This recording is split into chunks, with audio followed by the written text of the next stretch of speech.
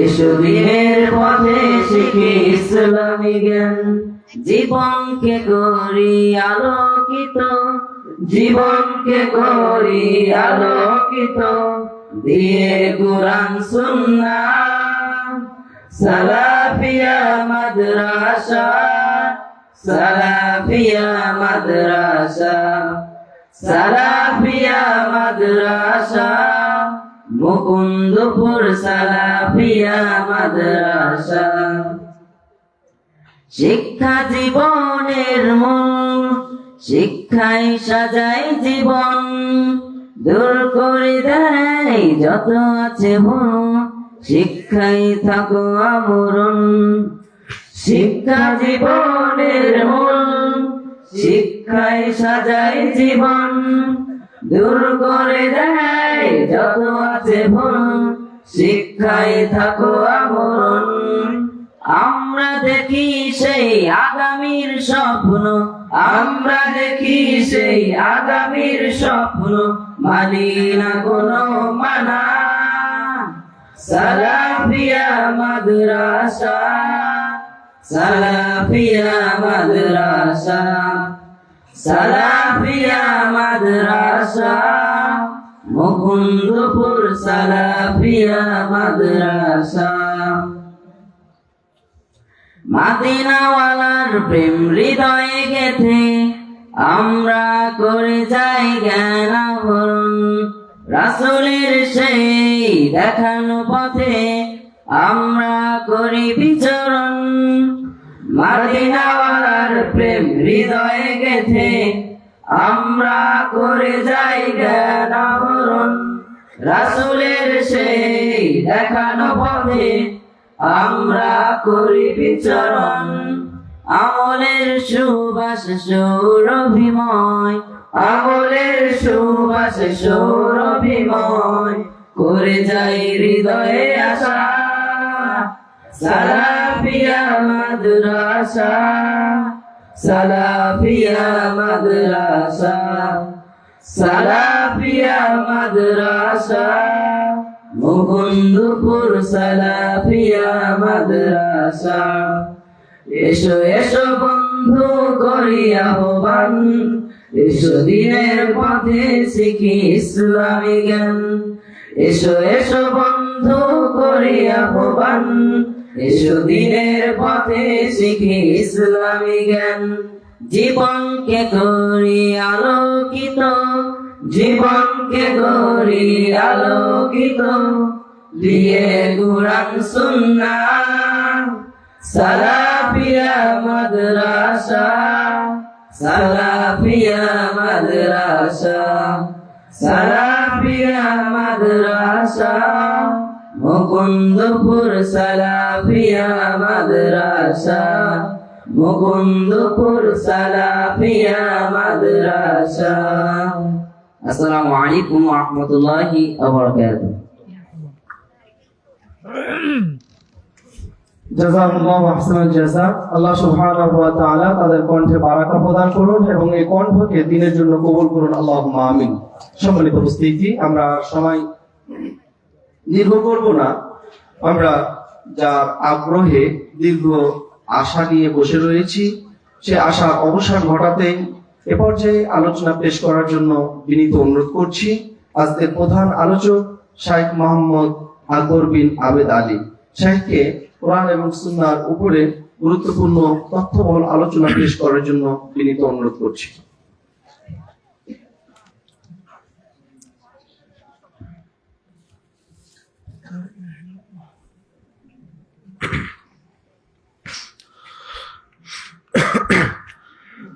السلام عليكم ورحمة الله وبركاته.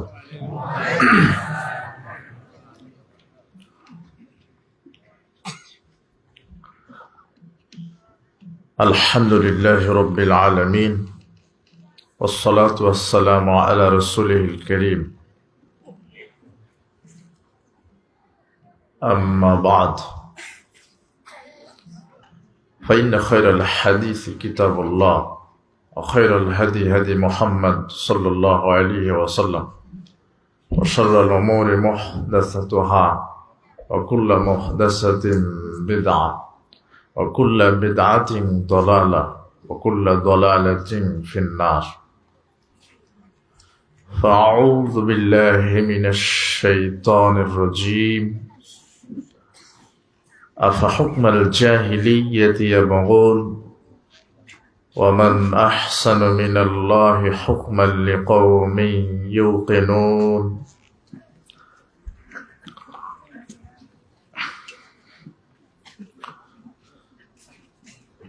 عن ابن عباس قال قال رسول الله صلى الله عليه وسلم أبغض الناس إلى الله ثلاثة ملحد في الحرام ومبتغ في الإسلام سنة الجاهلية ومطلب دم امرئ بغير حق ليحرق دمه رواه البخاري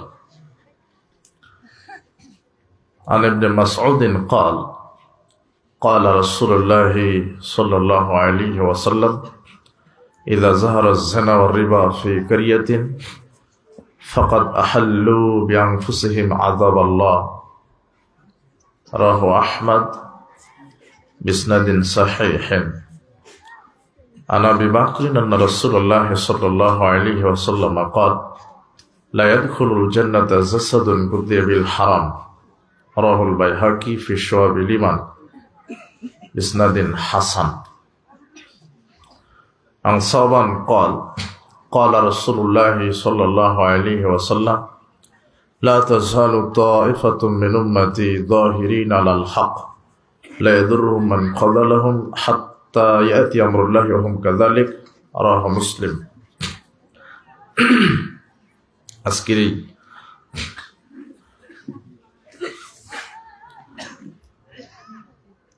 13 mile Garia Mukundapur দারুল হাদিস সালাফিয়া মাদ্রাসার উদ্যোগে 16তম বার্ষিকীর দুদিনব্যাপী প্রথম দিবসে আয়োজিত প্রথম দিনের সম্মানিত সভাপতি, আমার সাথে মঞ্চ উপবিষ্ট আমন্ত্রিত ওলামায়ে কেরাম, বিজ্ঞ পরিচালক, আমার সামনে উপস্থিত মুসলিম দিনী ভাই, প্রাণপ্রিয় ছাত্র যুবক ভাইয়েরা, পর্দার আড়ালের মা এবং বোনেরা, আমরা প্রথমেই আল্লাহ সুবহানাহু ওয়া তাআলার শুকরিয়া আদায় করছি, যার অশেষ দয়ায় মেহেরবানিতে যিনি আমাদেরকে সুস্থ রেখেছেন,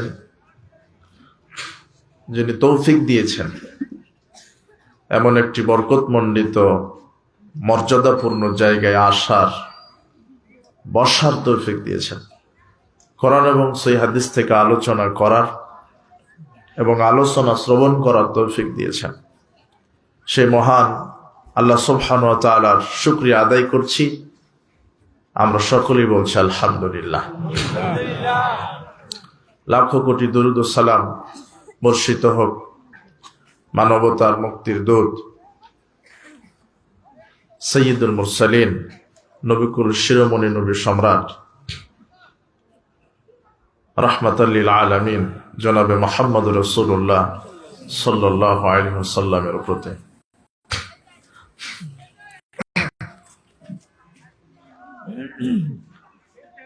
আমরা আজকে যে বিষয়টি নিয়ে আলোচনা করব তা হচ্ছে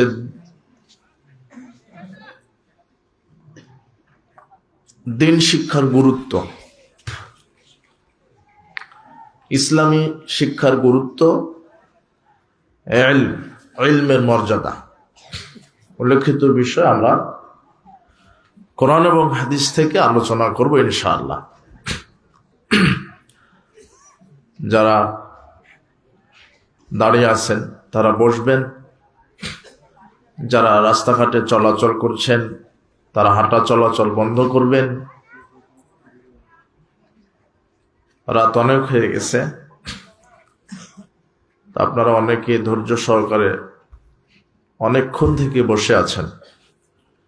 আমরা আলোচনা লম্বা করব না, আমরা সংক্ষেপে ইলমে দ্বীন শিক্ষার গুরুত্ব, কোরআন এবং হাদিসের এলেম শিক্ষার গুরুত্ব সম্পর্কে আমরা আলোচনা করার চেষ্টা করব। আল্লাহ সুবহানাহু ওয়া তাআলার নিকটে আমরা দোয়া করি প্রথমেই যে আল্লাহ, তুমি আমাদের এই ইসলামী সম্মেলনকে দুনিয়াবী কল্যাণ এবং পরকালীন নাজাতের ওসিলা হিসেবে কবুল করে নাও। যত নারী পুরুষ এসেছে তাদের সকলকে তুমি ক্ষমা করে দাও। কোরআন এবং সহিহ সুন্নাহর সঠিক বুঝ জ্ঞান দান করো এবং সে অনুযায়ী আমল করার তৌফিক দান করো। ইলমে দ্বীন শিক্ষার গুরুত্ব। আল্লাহ সুবহানাহু ওয়া তাআলা মানুষকে সৃষ্টি করেছেন তার ইবাদত করার জন্য, এই কথা ঠিক, কিন্তু ইবাদতের পূর্বে বিদ্যা অর্জন করতে হবে। কি অর্জন? বিদ্যা।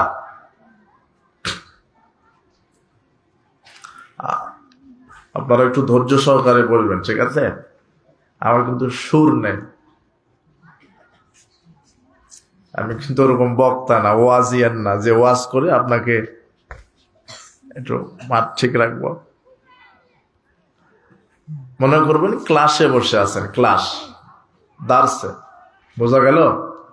হ্যাঁ, ধৈর্য সহকারে আমি যে কয়েকটা কথা বলি এগুলি শোনার, বোঝার এবং মানার চেষ্টা করবেন। আল্লাহ তুমি কবুল করো, বলেন আমিন।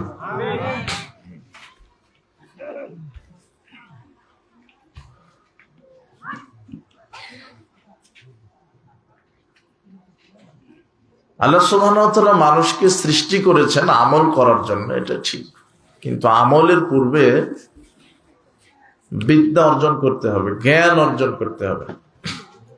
আল্লাহ সুবহানাহু ওয়া তাআলা কোরআন মাজিদের প্রথম একটা আয়াত নাজিল করেছেন, প্রথম ইকরা বিসমি রাব্বিকাল্লাযী খলাক। আল্লাহ বলছেন পড়াশোনা করো, জ্ঞান অর্জন করো, পড়াশোনা করো, জ্ঞান অর্জন করো। যিনি তোমাকে সৃষ্টি করেছেন সেই প্রতিপালকের নামে পড়াশোনা করো। তাহলে আমাদেরকে দ্বীনের জ্ঞান, ইসলামের জ্ঞান, কোরআন হাদিসের জ্ঞান আগে শিখতে হবে, অর্জন করতে হবে। কিন্তু আজকে আমরা দুনিয়াবী বিদ্যা অর্জন করার জন্য প্রতিযোগিতায় নেমেছি। দুনিয়া বিদ্যা, দুনিয়াকে উপার্জন করার জন্য, দুনিয়ার জ্ঞান, এবং আমার ছেলে আমার মেয়েকে দুনিয়াবী সার্টিফিকেট নেওয়ার জন্য তার পিছনে পিতা মাতা এত পরিশ্রম করছে, ত্যাগ স্বীকার করছে, যেটা ইসলামী শিক্ষার ক্ষেত্রে করছে না। এটা হাদিস লক্ষ্য করেন, রাসূল সাল্লাল্লাহু আলাইহি ওয়াসাল্লাম বলছেন ইন্নাল্লাহা তাআলা ইউবগিযু কুল্লা আলিমিন বিদ-দুনিয়া ওয়া জাহিলিন বিল আখিরাহ। নিশ্চয়ই আল্লাহ প্রত্যেক ওই ব্যক্তির উপরে গজব নাজিল করেন যেই ব্যক্তিটা দুনিয়াবি ব্যাপারে পণ্ডিত কিন্তু দ্বীনের ব্যাপারে মূর্খ। কিসের ব্যাপারে মূর্খ? দ্বীনের ব্যাপারে, ইসলামের ব্যাপারে, শরিয়ার ব্যাপারে, কোরআন এবং সুন্নাহর ব্যাপারে যে মূর্খ, পরকালের ব্যাপারে যে মূর্খ। দুনিয়াবি ব্যাপারে অনেক ডিগ্রি আছে, মাস্টার, ডাক্তার, ইঞ্জিনিয়ার, সচিব, বিশেষ ক্যাডার, অনেক ডিগ্রি আছে না? কিন্তু দ্বীনের ব্যাপারে যার জ্ঞান নাই, দুনিয়াবি ব্যাপারে পণ্ডিত কিন্তু দ্বীনের ব্যাপারে মূর্খ, এমন প্রত্যেকটা ব্যক্তির উপরে আল্লাহ গজব নাজিল করেন। এই সংখ্যার লোক সমাজে বেশি না? অনেক মাস্টার ডাক্তার আছে, ইঞ্জিনিয়ার আছে, অনেক বড় বড় অফিসার আছে, শিক্ষাবিদ আছে, কিন্তু দ্বীনের ব্যাপারে জ্ঞান এত পোর, এত কম, এত নগণ্য। ওযুটা কিভাবে করতে হয়, সালাতটা কিভাবে করতে হয়, জানাজাটা কিভাবে পড়তে হয়, এক গ্লাস পানি পান কিভাবে করতে হয়, অধিকাংশ মানুষের জানা নাই। দ্বীনের জ্ঞান এত কম। এজন্য প্রত্যেককে দ্বীনের জ্ঞান শিখতে হবে, কোরআন এবং হাদিসের জ্ঞান শিখতে হবে, ইসলামী আকীদা মানহাজের জ্ঞান শিখতে হবে, যেখানে মৌলিক শিক্ষা। এই জন্য অভিভাবকদেরকে বলবো, যারা পিতা মাতা আছেন আজকের ইসলামী সম্মেলনে, আপনারা সচেতন হন, আপনার ছেলে মেয়েকে কোরআন সুন্নাহর শিক্ষা বিদ্যা প্রদান করুন। দুনিয়াতে কল্যাণ প্রাপ্ত হবেন, বিচারের মাঠে কল্যাণ প্রাপ্ত হবেন। আর যদি প্রজন্মকে মূর্খ করেন, অশিক্ষিত করেন, জাহেলিয়াতের উপরে রেখে যান, দুনিয়াবি কল্যাণ থেকে বঞ্চিত হবেন, পরকালীন কল্যাণ থেকে বঞ্চিত হবেন। উপস্থিত বৈঠকের মুসলিম দ্বীনি ভাই বোন, আল্লাহ সুবহানাহু ওয়া তাআলা বলছেন, কুল হাল ইয়াস্তাবিল্লাযীনা ইয়ালামুনা ওয়াল্লাযীনা লা ইয়ালামুন, বলেন যারা শিক্ষিত আর যারা অশিক্ষিত তারা কি সমান? যারা কোরআন হাদিস জানে আর যারা কোরআন হাদিস জানে না তারা কি সমান? ইন্নামা ইয়াতাযাক্কারু উলুল আলবাব, নিশ্চয় শিক্ষিতা নারী পুরুষ উপদেশ গ্রহণ করে, শিক্ষা গ্রহণ করে আর জীবনে তা বাস্তবায়ন করে। আল্লাহ সুবহানাহু ওয়া তাআলা বলছেন, যারা শিক্ষিত, যারা কোরআন হাদিস জানে আর যারা কোরআন হাদিস জানে না এরা সমান নয়। যারা কোরআন হাদিস জানে আর যারা জানে না এরা সমান নয়।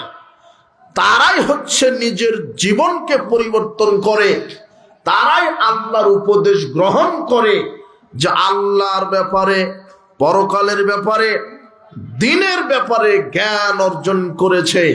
যে কোরআন হাদিস জানে, যে কোরআন সুন্নাহ জানে, যার তাওহীদের জ্ঞান আছে, আকীদার জ্ঞান আছে, আল্লাহ সম্পর্কে ধারণা রাখে, বিচারের মাঠ সম্পর্কে ধারণা রাখে, কবর, জান্নাত, জাহান্নাম সম্পর্কে ধারণা রাখে, আল্লাহ সম্পর্কে কিতাব সমূহের উপরে, ফেরেশতা মণ্ডলীর উপরে, তাকদীরের উপরে, আখিরাতের উপরে যারা জ্ঞান রাখে, যারা সালাত, সিয়াম, হজ, যাকাত এগুলোর উপরে জ্ঞান রাখে, যারা জান্নাত জাহান্নাম সম্পর্কে জ্ঞান রাখে, এরাই আল্লাহকে মান্য করে।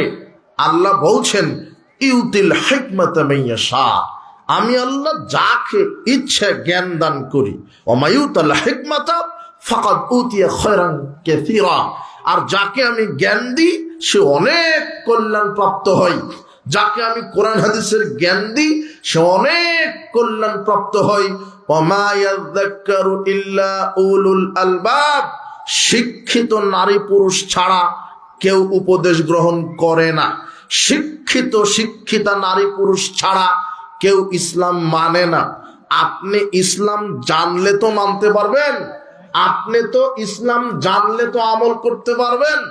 আপনি ইসলামের জ্ঞানই নাই, ইসলামের আদবই নাই, শিষ্টাচারই নাই, আপনি মানবেন কি করে? আল্লাহ বলছেন, যারা কোরআন হাদিস জানে তারাই তো মানে, যারা কোরআন হাদিস জানে তারাই তো মানে।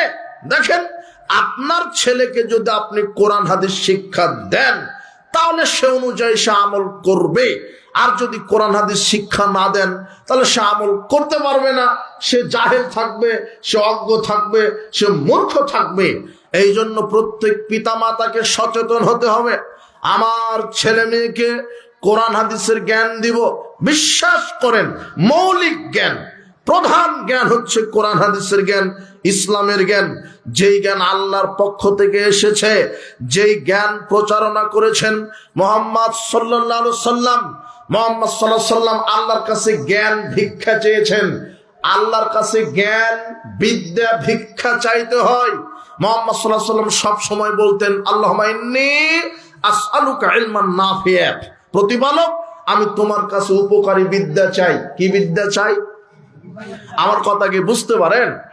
এক খেয়ালে খুব মনোযোগ। মুহাম্মদ সাল্লাল্লাহু আলাইহি সাল্লাম বলছেন, আল্লাহ তোমার কাছে আমি উপকারী বিদ্যা চাই। আরেকবার দোয়া করে বলছেন, আল্লাহুম্মা ইন্নী আউযু বিকা মিনাল ইলমি লা ইয়ানফাউ আল্লাহ আমি ওই বিদ্যা থেকে আশ্রয় চাই, তোমার কাছে বাঁচতে চাই যেই বিদ্যা উপকার করে না, যেই বিদ্যা আমার উপকারে আসবে না, সেই বিদ্যা আমি চাই না। লক্ষ্য করুন দুটো দোয়া মুহাম্মদ সাল্লাল্লাহু আলাইহি ওয়াসাল্লাম প্রায় বলতেন আল্লাহর নিকটে। এই যুবকেরা শোনো, পিতামাতা আপনি শুনেন, যারা অভিভাবক, আপনার ছেলে মেয়েকে যে কোনো মূল্যে কোরআন হাদিসের বিদ্যা শিক্ষা দিতে হবে। মুহাম্মদ সাল্লাল্লাহু আলাইহি ওয়াসাল্লাম দুটো দোয়া করতেন। প্রথম দোয়া কি? আল্লাহুম্মা ইন্নী আসআলুকা ইলমান নাফিয়া, প্রতিপালক তোমার কাছে ওই বিদ্যা চাই যেই বিদ্যা উপকারে আসে, যেই বিদ্যা ইমানের উপকার করে, আকীদার উপকার করে, তাওহীদের উপকার করে, তোমার প্রতি বিশ্বাস আনার উপকার করে, পরকালের উপকার করে, জান্নাতের উপকার করে, এই বিদ্যা চাই, ভালো উপকার করে। আল্লাহ আল্লাহুম্মা ইন্নী আউযু বিকা মিনাল ইলমি লা ইয়ানফাউ, প্রতিপালক আমি ওই বিদ্যা থেকে তোমার কাছে আশ্রয় চাই, আমি ওই বিদ্যা থেকে বেঁচে থাকতে চাই, ওই বিদ্যা আমি চাই না যেই বিদ্যা উপকারে আসে না। আপনি বলছেন আপনার ছেলেটা মাস্টার ডিগ্রি পাস, আপনি বলছেন আমার ছেলেটা অমুক বড় শিক্ষাবিদ। মুহাম্মদ সাল্লাল্লাহু আলাইহি ওয়াসাল্লাম বলছেন ইন্না মিন আশরাতিস সাআ, কিয়ামতের আলামতের মধ্যে রয়েছে যে, কিয়ামতের আলামতের মধ্যে রয়েছে যে আয়ুরফাল ইলম ইয়াকসুরাল জাহাল, মূর্খতা বেশি হবে, মূর্খতা বেড়ে যাবে, মানুষের উপর থেকে বিদ্যাকে উঠিয়ে নেওয়া হবে। আজকে আপনাকে যদি বলি 10 বছর পূর্বে আপনার এই এলাকাতে যত শিক্ষিত নারী পুরুষ ছিল, আজকে আপনার তদন্তে কম না বেশি? হ্যাঁ, কম না বেশি? আপনার তদন্তে বেশি, কিন্তু ইসলামের তদন্তে কম। ইসলামের তদন্তে কম আছে, মুহাম্মদ সাল্লাল্লাহু আলাইহি ওয়াসাল্লামের তদন্তে কম আছে।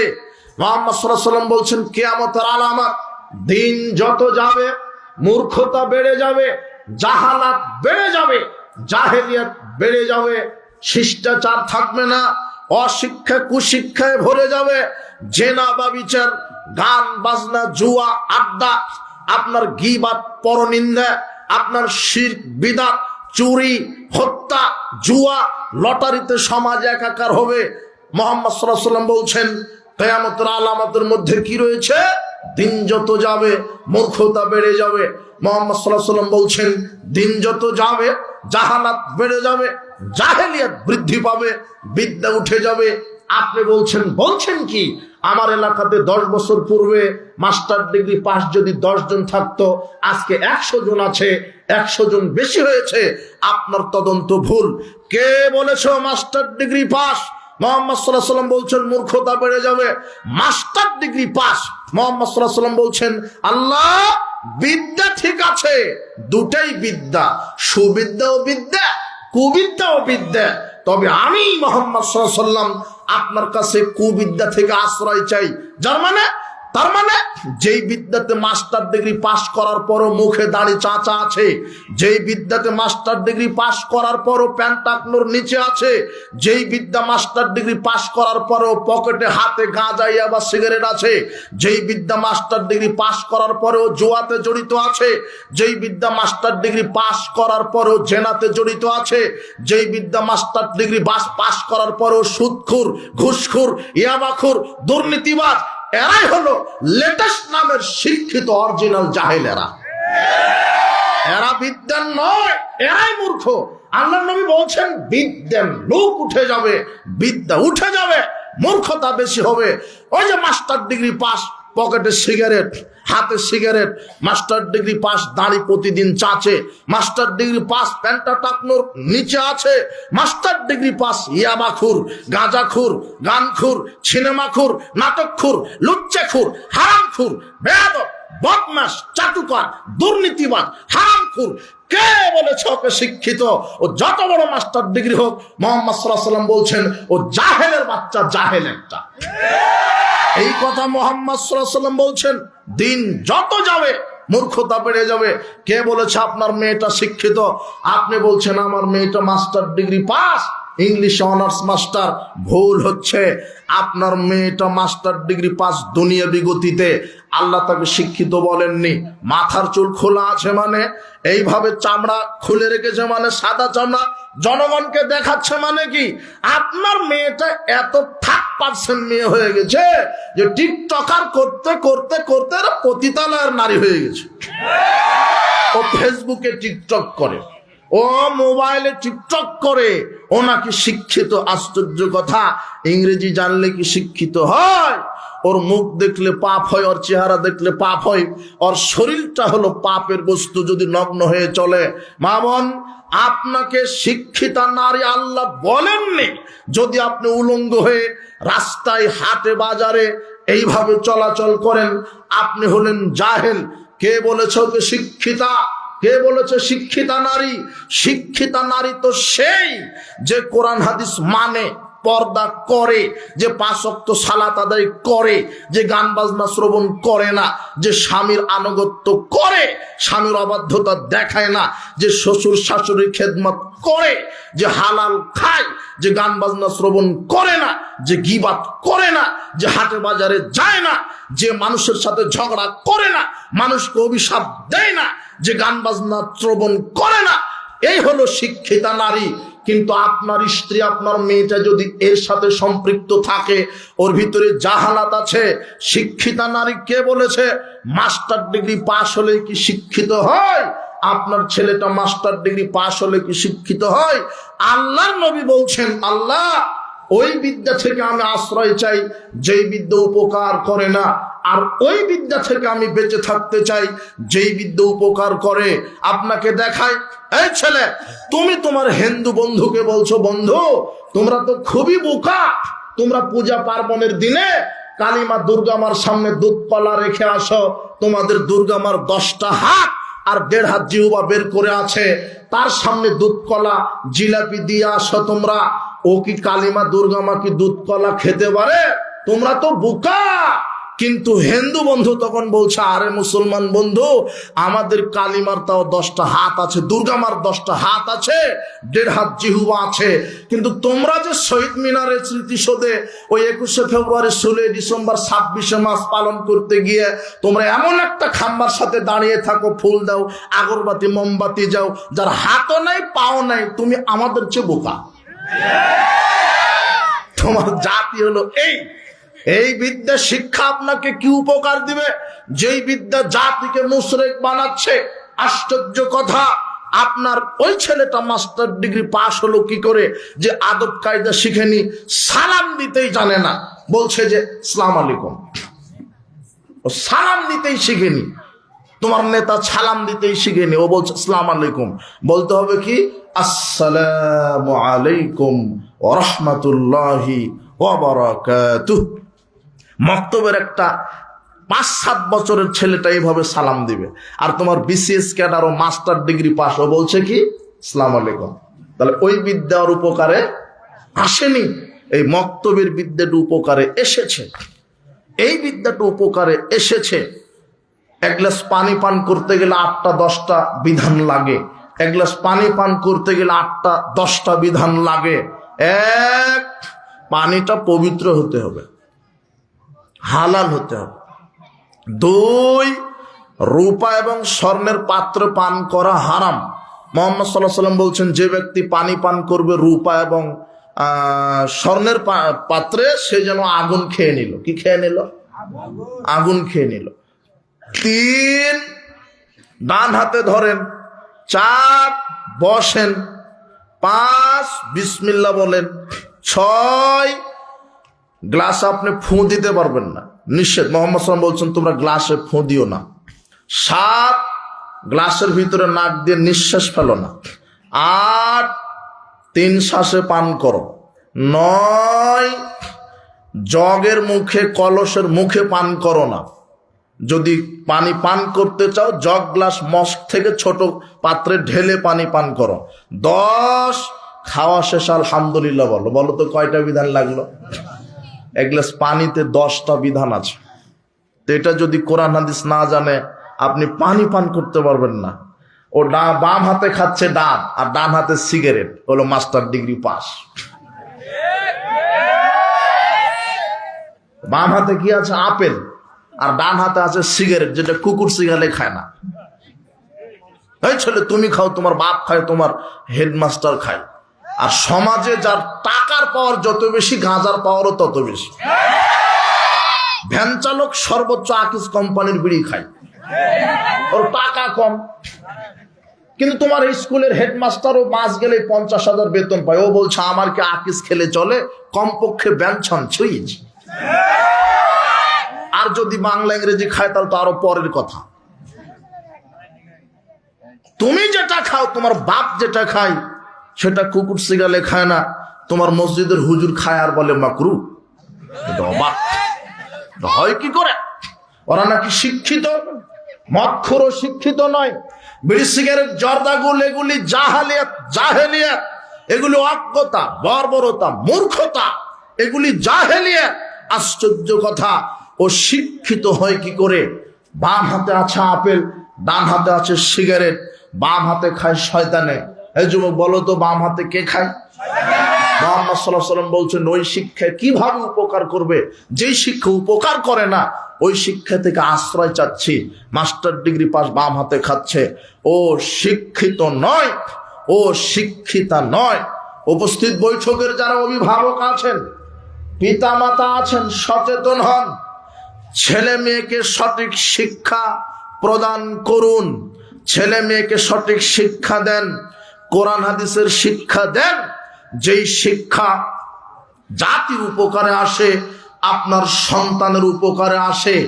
বাপ তার ছেলেকে শিক্ষা দিবে। লোকমান হাকিম যেমন তার বৎসকে ছেলেকে শিক্ষা দিয়েছিল, এ বুনাইয়া লা তুশরিক বিল্লাহ, হে আদরের সন্তান, আল্লাহর সাথে শিরক করো না।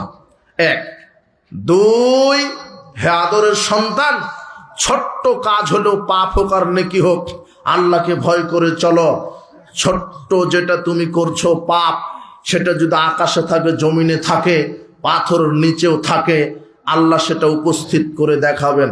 আপনি গোপনে করেন, প্রকাশ্যে করেন, আকাশে করেন, মাটির নিচে করেন, পাথরের গোপনে করেন, সব যেখানেই করেন, কে দেখছেন? ওটা বিচারের মাঠে আল্লাহ দেখাবেন এইভাবে যে দেখো ইয়াতি বিহাল্লাহ, আল্লাহ সেটা উপস্থিত করে দেখাবেন। এই ভীতিটা বাপ তার ছেলে মেয়েকে দিচ্ছে। তার মানে লোকমান হাকিম তার ছেলেকে প্রথম বলেছিলেন, আব্বু শিরক করো না। কবর পূজা শিরক, মাজার পূজা শিরক, খানকা পূজা শিরক, পীর পূজা শিরক, এগুলি শিরক, এগুলি জাহেলিয়াত। যত পীর মুরিদি ব্যবসা আছে সব জাহেলিয়াত। কেউ যদি আকীদা পোষণ করে পীর কবরে জীবিত, আকীদা জাহেলিয়াত। পীরের দরগায় মানত করলে বালা মুসিবত দূর হয়, আকীদা জাহেলিয়াত। পীরকে সেজদা করলে পীর খুশি হয়, এই আকীদা জাহেলিয়াত, এই আকীদা শিরক। পীরের সুপারিশ ছাড়া জান্নাত হয় না, এই আকীদা শিরক। পীরের দরগায় গরু খাসি নজর নেওয়াজ মানত করলে বালা মুসিবত কেটে যায়, যার পীর নাই তার পীর শয়তান, এগুলি আকীদা শিরক। কবর পূজা, মাজার পূজা, খানকা পূজা, পীর পূজা শিরক, এগুলি থেকে বিরত থাকতে হবে। লোকমান হাকিম তার ছেলেকে বলছেন, ইয়া বুনাইয়া, হে আদরের সন্তান, তুমি আল্লাহর সাথে শিরক করো না। 2 নম্বরে বলছে, ছোট হোক আর বড় হোক পাপ, আল্লাহ উপস্থিত করবেন, আল্লাহকে ভয় করো। তার মানে বাপ তার ছেলে মেয়েকে আল্লাহর ভয় দেখাবে, বাপ তার ছেলে মেয়েকে আল্লাহর ভয় দেখাবে, পরকালের ভয় দেখাবে। আব্বু সালাত আদায় করো, সালাত আদায় না করলে কবরের শাস্তি হয়। আব্বু কি শাস্তি হয়? কবরে যারা সালাত আদায় না করে মারা যাবে, পাথর দিয়ে তাদের মাথা ফাটিয়ে দিবে, এটা কবরের শাস্তি। আর বিচারের মাঠে আল্লাহ বেনামাজিকে জাহান্নামে দেবে। আব্বু সালাত আদায় করো। এই জন্য মুহাম্মদ সাল্লাল্লাহু আলাইহি ওয়াসাল্লাম বলছেন, মরু আওলাদাকুম বিসসালাত ওয়া মাবনু সাব'a সিনিন, আপনি আপনার সন্তানকে, ছেলে মেয়েকে সালাতের আদেশ করবেন যখন তার বয়স 7 বছর। ওয়াদরিবুহুম আলাইহা ওয়া মাবনু 10 সিনিন, আপনার সন্তানকে, ছেলে মেয়েকে পিটিয়ে সালাত আদায় করাবেন যখন আপনার ছেলে মেয়ের বয়স 10 বছর। আপনার ছেলে মেয়ে 10 বছর হওয়ার পরও আপনি সালাত আদায় করছে না, মুহাম্মদ সাল্লাল্লাহু আলাইহি ওয়াসাল্লাম আপনাকে তখন পুরুষ বলেননি, বলেছেন কাপুরুষ। দলিল, আল্লাহর নবী বলছেন, ইয়া মাশারাশ শাবাব মান ইসতাতা মিনকুমুল বাত, হে যুবকেরা, পুরুষ হলে বিবাহ করো। কি হলে? পুরুষ হলে বিবাহ করো, মানে বিবাহ করলে বউ আসবে, 1 বছর 2 বছর পরে সন্তানের পিতা হতে হবে। বউকে চালানোর ক্ষমতা আছে যার, আর সন্তানকে চালানোর ক্ষমতা আছে যার, সেই বিবাহ করবে। বউকে চালাতে হবে, ওকে যে মানের খাবেন সে মানের খাওয়াতে হবে। মুহাম্মদ সাল্লাল্লাহু আলাইহি ওয়াসাল্লাম বলছেন পুরুষ হতে গেলে 8টা বৈশিষ্ট্য লাগে। 1, যে মানের খাওয়াবেন, যে মানের নিজে খাবেন সে মানের খাওয়াবেন। 2, যে মানের পরবেন সে মানের পরিধান করাবেন। 3, স্ত্রীকে গালি দেওয়া যাবে না। 4, স্ত্রীর মুখের উপরে মারা যাবে না। মারতে হবে এ কথা ঠিক, স্ত্রীকে মারতে হবে এ কথা ঠিক, তবে কোথায় মারা নিষেধ? মুখের উপরে। 5, স্ত্রীকে নিজের বাড়ি ছাড়া অন্য কোথাও যেতে দেওয়া যাবে না। হাটে বাজারে তো যাওয়ার প্রশ্নই আসে না। খালার বাড়ি, ফুপুর বাড়ি, মামুর বাড়ি, অমুকের বাড়ি যাওয়ার প্রশ্নই আসে না। যেতেই যদি হয় খুবই এমার্জেন্সি, যেতেই যদি হয় তাহলে স্বামী সাথে থাকবে, স্বামীকে সাথে নিয়ে যেতে হবে, একাই যাবে না। এটা হলো শরীয়ত। আপনাকে কি দিয়ে শরীয়ত বুঝায়? মুহাম্মদ সাল্লাল্লাহু আলাইহি ওয়াসাল্লাম বলছেন লা তুসাফিরু মারাতুন মাসিরাতা ইয়াউমিন ওয়া লাইলাতিন ইল্লা ওয়া মাহজু মাহরাম। একজন নারী এক সন্ধ্যা এক সকাল সফরে যেতে পারে না মাহরাম ছাড়া। একজন নারী এক সকাল এক সন্ধ্যা সফরে যেতে পারে না মাহরাম ছাড়া। মাহরামকে তার আপন ভাই, মাহরামকে তার নিজের পেটের ছেলে, মাহরামকে তার শ্বশুর, মাহরামকে তার বাপ, এদেরকে ছাড়া সফরে যেতে পারে না এক সকাল এক সন্ধ্যা। সেই জায়গাতে আপনার স্ত্রী ঈদের মার্কেট করতে বাজারে গেছে, আপনার স্ত্রী সেই জায়গাতে কোথায় গেছে? বাজারে গেছে। আপনার মেয়েটা মার্কেট করতে গেছে। আরে মার্কেটে যায়, বাজারে যায়, 31st নাইট পালন করতে যায়, আবার 2 দিন পরে আসবে বিশ্ব কুত্তা কুত্তি দিবস, সেটাতেও যাবে। বিশ্ব বেহায়া দিবস আসবে, ভাদ্র মাসে কুকুর জোড়া লাগে, আর 14 ফেব্রুয়ারিতে তোমার যুবক যুবতী জোড়া লাগে।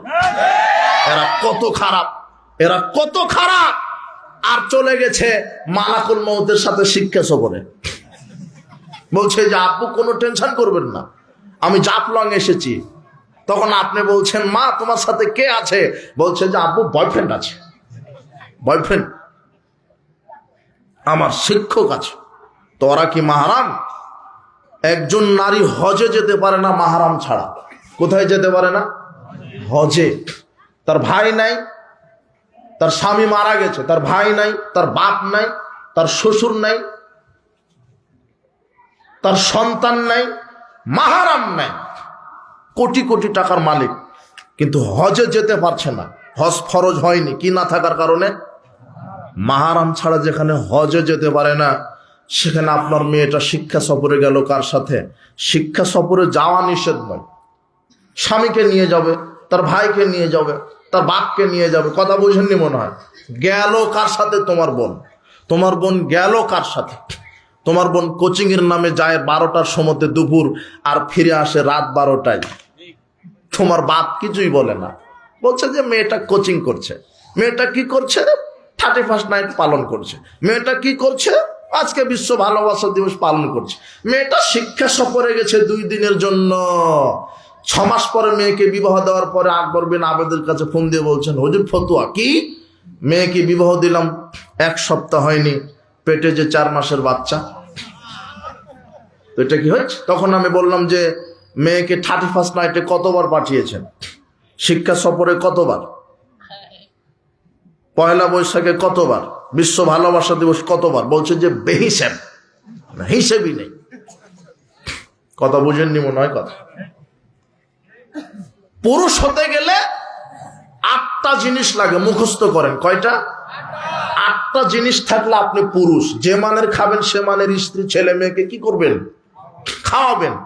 2, যে মানের পড়বেন সেই মানেরই পড়াতে হবে। 3, স্ত্রীকে গালি দিবেন না, অশ্লীল ভাষায় গালি দিবেন। অপরাধ করেছে শাসন করেন, ব্যক্তিত্ব ঠিক রেখে শাসন করেন। লাঠি ব্যবহার করতে হবে, কথা ঠিক। 4, মুখের উপরে মারেন না, লাঠি ব্যবহার করতে হবে, কথা ঠিক। মুহাম্মদ সাল্লাল্লাহু আলাইহি ওয়াসাল্লাম বলছেন আল্লে কাসাকানা বাবেক, লাঠিটা দরজার সামনে ঝুলিয়ে রাখো। কোথায়? এটা মুহাম্মদ সাল্লাল্লাহু আলাইহি ওয়াসাল্লামের কথা। লাঠিটা কোথায় ঝুলিয়ে রাখতে হবে? দরজার সামনে। আর স্ত্রী ছেলে মেয়ে সবাইকে একবার দেখিয়ে দিবেন আব্বু উল্টা পাল্টা হলে আছে। স্ত্রীকে বলবেন এই যে শোনো, ঠিক মতো সালাত আদায় না হলে এটা আছে, আমার অনুমতি ছাড়া যদি দরজা পার হয় তাহলে এটা আছে, দেখবেন যে সব ঠান্ডা হয়ে গেছে। এর নাম পুরুষত্ব। লাঠি ঝুলিয়ে রাখতে হবে। লাঠি ঝুলাবেন কি করে? আপনি আপনার স্ত্রী, আপনার শ্বশুর শাশুড়ির কাছে আপনি হয়ে গেছেন এখন হলো গরু ছাগলের মতো। কেন? আপনি বাজারে গেছেন গরু কিনবেন, 2 লক্ষ টাকা দিয়ে গরু কিনে এনেছেন, 2 লক্ষ টাকা দিয়ে গরু কিনে এনেছেন, আপনার গরু। যেই খুঁটিতে বেঁধে রাখবেন ওই খুঁটিতেই গরু থাকতে বাধ্য। কেন? ওটা কার গরু? যেখানে বেঁধে রাখবেন সেখানে থাকবে না গরু? যখন পানি খেতে দিবেন তখন খাবে, যখন খড় খেতে দিবেন তখন খাবে, কারণ আপনার গরু। আপনি যেভাবে চালাবেন সেভাবে চলবে। টাকা দিয়ে কিনে এনেছেন কাকে? গরুকে।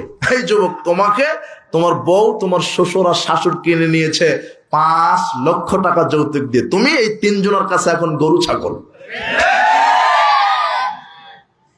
তুমি আর ওই লাঠি তুমি স্ত্রীর পিঠে পড়বে না, এখন কথা বললে তোমার পিঠে পড়বে। মানে তুমি এখন তাদের কাছে কি? গরু ছাগল। তোমাকে 5 লক্ষ টাকা দিয়ে কিনা আছে। আর বিবাহের দিনে শাশুড়ি কি শাশুড়ি, ওই লোহায় স্বর্ণের আংটি, যদিও পুরুষের জন্য স্বর্ণ হারাম, তারপরও স্বর্ণের আংটি দিয়েছে। ওটা আংটি নয়, ওটা গরুর গলাশি। ওই দিন থেকে তুমি বন্দী হয়ে গেছো। আর শাশুড়িকে শক্ত কথা বলতে পারবে না। শাশুড়ি যা বলবে তাই, বউ যা বলবে তাই। 5 লক্ষ টাকা দিয়ে তোমাকে কিনে নিয়েছে। তুমি কত বড় কাপুরুষ হয়েছো। আজকে তওবা করো, ভিক্ষা করে খাবো, তাও শ্বশুরের কাছ থেকে যৌতুক নিব না। আজকে তওবা করে যাও, পুরুষ হওয়া শিখো, পুরুষ হওয়া শিখো।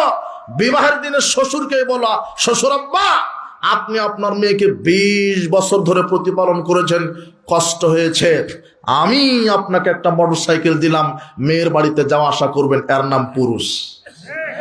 আর তুমি হা করে আছো, আর তোমার বাপ আরো বড় হা করে আছে। অবাক। সাবধান, লাঠি ঝুলিয়ে রাখতো। পুরুষত্ব বিক্রি করা যাবে না স্ত্রীর কাছে, তাহলে তুমি গেছো। স্ত্রীকে চালানোর ক্ষমতা রাখতে হবে। মুহাম্মদ সাল্লাল্লাহু আলাইহি ওয়াসাল্লাম বলছেন যে ক্ষমতা থাকলে পুরুষ হলে বিবাহ করো। 5, নিজের বাড়ি ছাড়া কোথাও থাকতে দেওয়া যাবে না, যেতে দেওয়া যাবে না। 6, সামর্থ্য অনুযায়ী খরচ করতে হবে। শুধু সন্তান জন্ম দিলে হবে না, সামর্থ্য অনুযায়ী খরচ করবেন।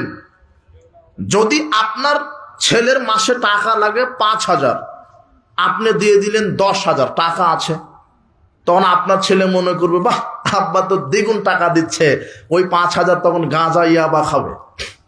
কথা বুঝেননি না? আর ছেলের লাগবে 10,000, দিচ্ছেন 5,000, তখন আরো 5,000 ইনকাম করার জন্য সকল চুর হবে, ডাকাত হবে, উভয় বিপদ। এই জন্য বিচক্ষণ হতে হবে বাপকে। কথা বুঝেননি মনে হয়? ছেলের কি লাগে, মেয়ের কি লাগে, আম্মু কি লাগবে, বোরখা, আচ্ছা আমি কিনে দিচ্ছি। স্ত্রীকে বলবেন তোমার কি লাগবে, শাড়ি, আচ্ছা আমি কিনে দিচ্ছি। মেয়ে স্ত্রী বাজারে যাবে না, বেতন উঠিয়ে ইনকাম করে টাকা দিলেন আপনি, আর কাপড় পছন্দ করে দিচ্ছে দোকানদার, বলছে ভাবি এই লাল শাড়িটা আপনাকে মানাবে ভালো, এটাই মানাবে। টাকা আপনার পছন্দ দোকানদারের, আর ঘোঁতা মারে জনগণ। লজ্জা হওয়া দরকার।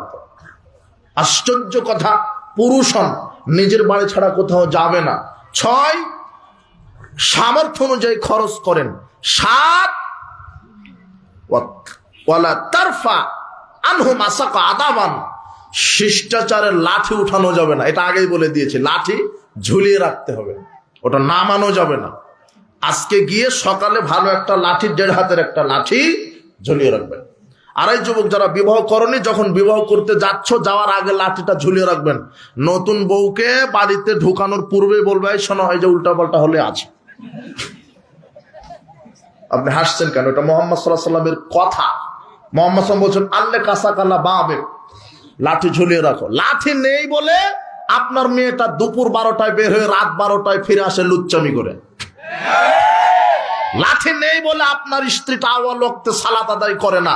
লাঠিতে সোজা। মুহাম্মদ সাল্লাল্লাহু আলাইহি ওয়াসাল্লাম বলছেন লাঠিতে সোজা করতে হবে। কিসে সোজা? লাঠি। লাঠি লাগবেই, কিন্তু মুখের উপরে মারবেন না। আমি মারতে বলিনি। আল্লাহ আপনার স্ত্রী, আপনাকে, আপনার সন্তানকে হেদায়েত দান করুন। ছেলেকে কাছে টেনে নিয়ে বলবেন আব্বু এইভাবে অজু করো, আব্বু এইভাবে সালাত, আব্বু এইভাবে পানি খেতে হয়, এইভাবে খাদ্য খেতে হয়, আব্বু পাপ করো না। আল্লাহ লিখে রাখছেন জাহান্নামে যেতে হবে।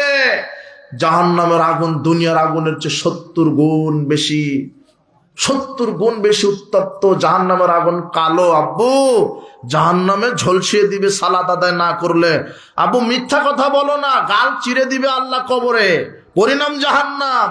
কোনদিন মানুষের টাকা চুরি করবে না, দুর্নীতি করবে না, জেনা লিপ্ত হবে না, গাঁজা ইয়াবা খাবে না, ছক্কা লুডু ক্যারাম তাস জোয়া খেলবে না, পরিণাম জাহান্নাম। আব্বু তোমার বাপের সমাজে সম্মান আছে, ধরে রাখো। এইভাবে ছেলে মেয়েকে নসিহত করবেন, দেখবেন যে ছেলে মেয়ে হেদায়েত পেয়ে যাবে ইনশাআল্লাহ।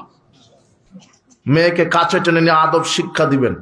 মুহাম্মদ সাল্লাল্লাহু আলাইহি ওয়াসাল্লাম বলছেন, মান আলা সালাসা বানাতিন, যেই বাপ তার 3টা কন্যা সন্তানকে লালন পালন করলো, যেই বাপ তার 3টা কন্যা সন্তানকে লালন পালন করলো, ফাদ্দাবাহুন্না, 2 নম্বরে শিষ্টাচার শিক্ষা দিল। বাপ তার মেয়েকে কি শিক্ষা দিবে? শিষ্টাচার। মেয়েকে বলবে আম্মু পর্দা করো, মুখটা যেন পরপুরুষ না দেখে, চুলটা যেন না দেখে, তোমার শরীরের গঠনটা যেন পরপুরুষ না দেখে, শালীন পোশাক পরে যাও, শালীন পোশাক পরে মাদ্রাসায় যাও, স্কুলে যাও। আম্মু এইভাবে সালাত, এইভাবে সিয়াম, এইভাবে হজ, এইভাবে যাকাত, আম্মু এইভাবে কোরআন তেলাওয়াত, রাত্রে ঘুমানোর পূর্বে কোরআন তেলাওয়াত করবে, ঘুম থেকে উঠে ফজরের সালাতের পরে কোরআন তেলাওয়াত করবে, ডান হাতে খাবে, বিসমিল্লাহ বলে খাবে, পিতামাতার সাথে সদাচরণ করবে, দাদা দাদি নানা নানিকে সম্মান করবে, বড়দেরকে সম্মান করবে, ছোটদের স্নেহ করবে, মানুষের জন্য কল্যাণের দোয়া করবে, কাউকে অভিশাপ দিবে না, বেপরদায় চলবে না। এইভাবে বাপ তার মেয়েকে শিষ্টাচার শিখাবে। যে কোনো বাপ, যে কোনো পিতা যদি 3টা কন্যা সন্তানকে এক ছোট থেকে বড় প্রতিপালন করে, 2 এইভাবে শিষ্টাচার শিক্ষা দেয়, 3 ওয়াজাওয়াজাহুন্না, সৎ ছেলের সাথে বিবাহ দেয়, সৎ ছেলেকে, সৎ ছেলেকে, সৎ ছেলেকে, সৎ ছেলের সাথে বিবাহ দিতে হবে।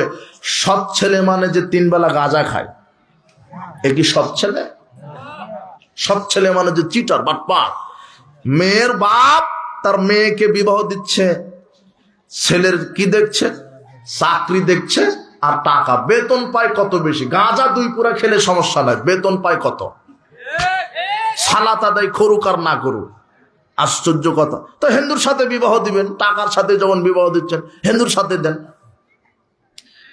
আপনি তো টাকার সাথে দিলেন, বলছেন আমার জামাইটা খুব ভালো, রাজনীতি করে না, হারাম খায় না, মদ খায় না, কিন্তু সালাত আদায় করে না। বেনামাজির সাথে মেয়েকে বিবাহ দেওয়া হারাম, বলেন তো কি হারাম? সাবধান, সৎ ছেলের সাথে মেয়েকে বিবাহ দিবেন, সৎ ছেলের সাথে মেয়েকে বিবাহ দিবেন। ওয়াহসানা ইলাইহিন্না, 4 মেয়েদের সাথে সদাচরণ করবেন। মানে হাজী সাহেব ছেলেকে সব জমি লিখে দিয়েছে, বেটিকে 1 কাঠাও দেয়নি। হাজী সাহেব হজ করে, বছরে বছর উমরা করে, ছেলেকে সব জমি লিখে দিয়েছে, মেয়েকে দেয়নি।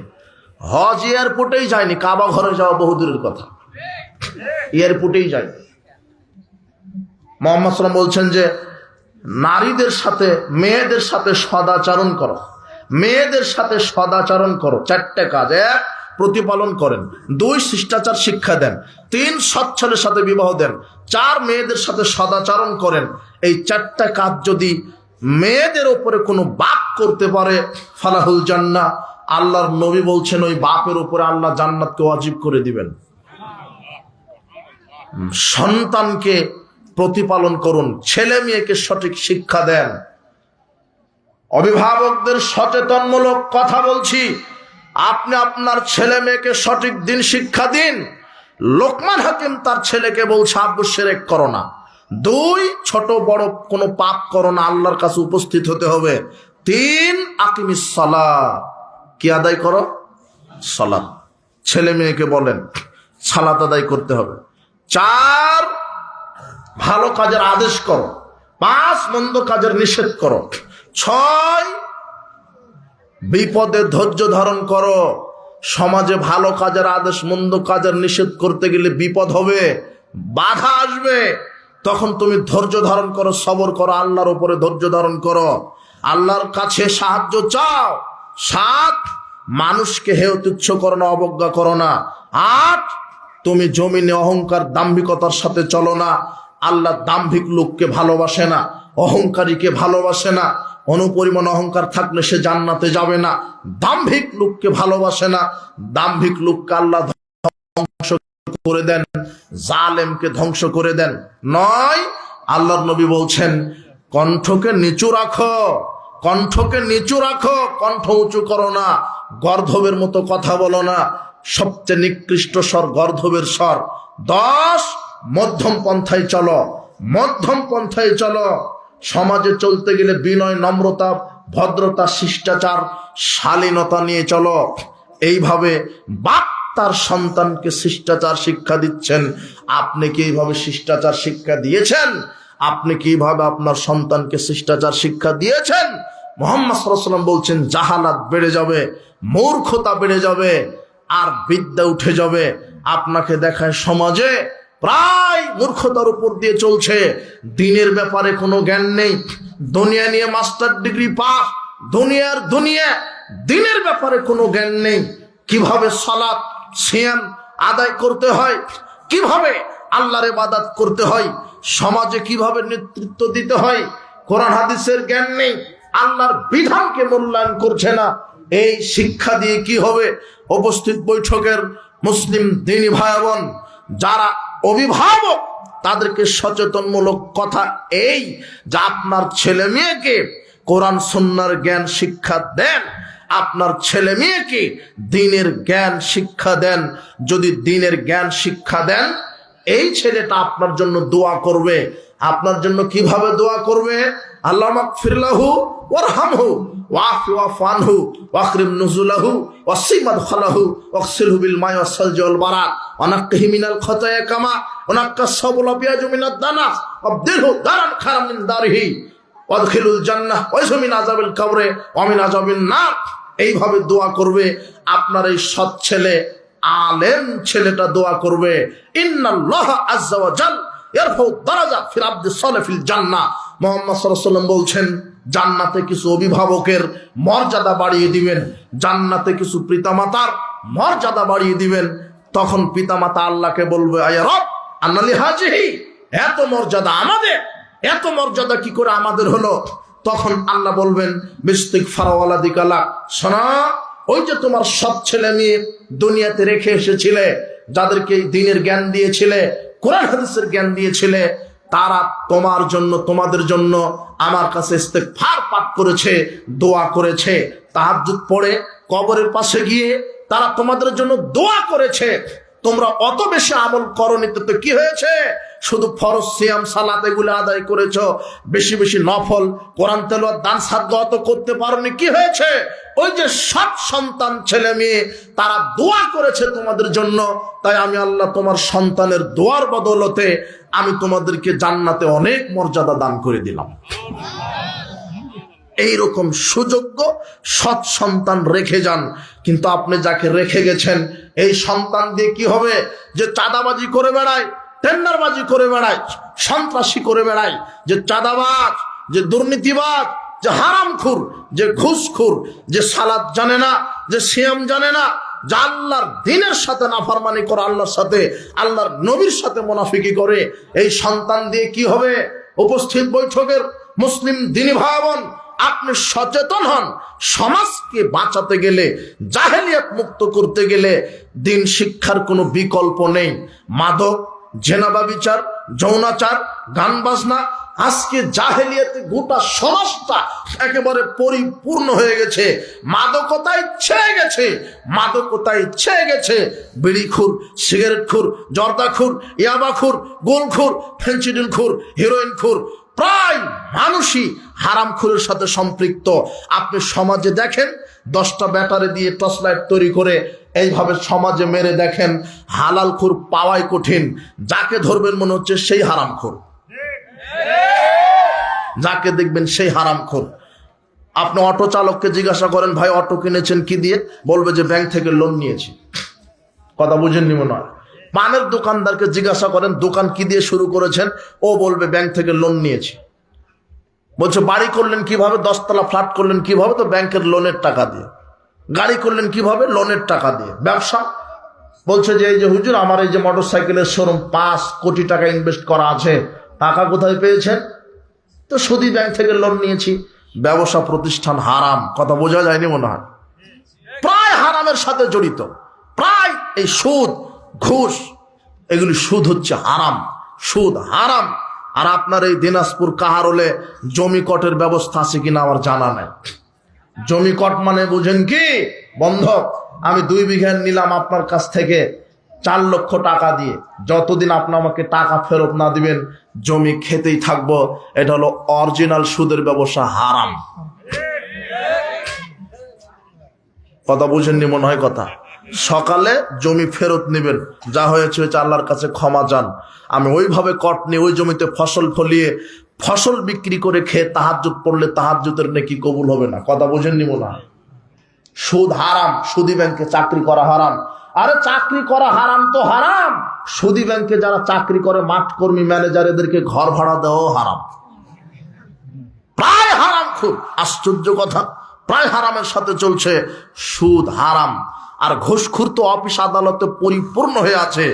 কে বলেছে আপনাকে মাহফিল থেকে আপনার জুতা চুরি হয়েছে, ও বড় চোর, ও চোর নয়। আপনার এই মাদ্রাসা থেকে টিউবওয়েল চুরি হয়েছে, ও চোর নয়। মসজিদ থেকে মাইক চুরি হয়েছে, ও চোর নয়, ও ছোট চোর। পেটের দায়ে চুরি করতে এসেছে। বউ না খেয়ে আছে, ছেলেটা ভর্তি পরীক্ষা দিতে পারছে না, ওই পেটের দায়ে ঋণগ্রস্ত। ও চিন্তা করছে যে মাইকটা চুরি করে 2000 টাকা বিক্রি করে একটু ওই ঋণ পরিশোধ করব, অথবা পরিবার নিয়ে দুমুঠো ভাত খাবো। ও পেটের দায়ে চুর হয়েছে। ওর চুরি একটা নেশা, পেশা। কিন্তু এই যে জুতা চোর, মাইক চোর আর এই টিউবওয়েল চোর, এ বড় চোর নয়, এ ছোট চোর। বলেন তো কি চোর? এ ছোট চোর। আর বড় চোরগুলি বসে আছে ওই যে ঘুষখোর, ওরা ইনকাম ট্যাক্স অফিসে থাকে, ওরা পাসপোর্ট অফিসে থাকে, ওরা ভিসা অফিসে থাকে, ওরা ভূমি অফিসে থাকে, ওরা সেক্রেটারিয়েটে থাকে, সরকারি চাকরি করে এসি রুমের ভিতরে বসে জনগণের সার্ভিস দেওয়ার নামে এরা জনগণের জোকের মতো রক্ত চুষে চুষে জনগণের সেবার নামে এরা দুর্নীতির সাথে জড়িত আছে। এরাই হলো ইন্টারন্যাশনাল বড় বড় চোর। এক একটা যান, এক একটা অফিসার বসে আছে, দাড়ি টুপি একেবারে সব ঠিক আছে। আর মাদ্রাসার প্রিন্সিপাল এই হারামখোর নিয়োগ বাণিজ্য করতে গিয়ে মাদ্রাসার টাকা দুর্নীতি করে। মসজিদের কেশিয়ার 20 বছর ধরে মসজিদের কেশিয়ার, মাদ্রাসার কেশিয়ার, ও মসজিদ মাদ্রাসার টাকা চুরি করে, হলো অরিজিনাল চোর, চিটার, বাটপার। আশ্চর্য কথা, দুনিয়াটাই চিটার বাটপারে ভরে গেছে। ইল্লা মাশাআল্লাহ 2-1 ভালো মানুষ আছে যার কারণে পৃথিবী টিকে আছে। প্রায় হারামখোর, চিটার বাটপার, মিথ্যা কথায় ভরে গেছে। হাজী সাহেব কাপড় বিক্রি করছে মিথ্যা কথায়, বলছে আল্লাহর কসম তুমি এসেছো, তোমার কাছে আমি তো ব্যবসা করব না, কিনা দামে দাও। কি কিনা দাম? 3000, তুমি 3000 দাও, অথচ কিনা আছে 1000 টাকা দিয়ে। বছরে বছর উমরা করে হাজী সাহেব। কথা বুঝেননি মনে হয়। সব চিটার বাটপারে ভরে গেছে। মুরব্বী গরু বিক্রি করতে গেছে বাজারে, বলছে যে আমার গরুটা 10 লিটার দুধ দেয়। বিশ্বাস নয়, দিই, দহন করে দিই, বালতি নিয়ে আসেন। 8 কেজি হয়েছে, তো ঠিকই তো 8 কেজি। যখন যে কিনে নেবে সে মনে করছে 8 কেজি যখন হয়েছে, বাড়িতে নিয়ে গিয়ে আর কিছু ভুসি চাল ডাল খাওয়ালে 10 কেজি দিবে। কিন্তু এর জানা নাই যে 8 কেজির পিছনে বাছুরকে 3 দিন না খেয়ে রেখেছিল। কথা বুঝেননি মনে হয় কথা। সব জায়গাতে চিটার বাটপারে ভরে গেছে, হারাম করে পরিপূর্ণ। এই যুবক শোনো, তোমার বাপ মুদির দোকান দেয় না? ওই যে সিগারেট বিক্রি করে, সিগারেট, তামাক, জর্দা, গুল বিক্রি করে। তোমার বাপ 1 টন চাউল বিক্রি করেছে 50,000 টাকা দিয়ে, আর 1 প্যাকেট সিগারেট বিক্রি করেছে 150 টাকা দিয়ে। এখন 50,000, 150 টাকা দিয়ে ছাগল কিনে যদি কুরবানি দেয়, কুরবানি কবুল হবে না। বলো তো কেন? ওখানে 150 টাকা সিগারেট বিক্রি করা আছে।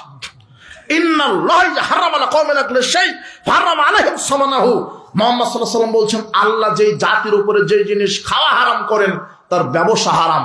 বিড়ি সিগারেট, জর্দাগুল হারাম, ইয়াবা হারাম, ফেনচিডিল হারাম, তার ব্যবসা হারাম।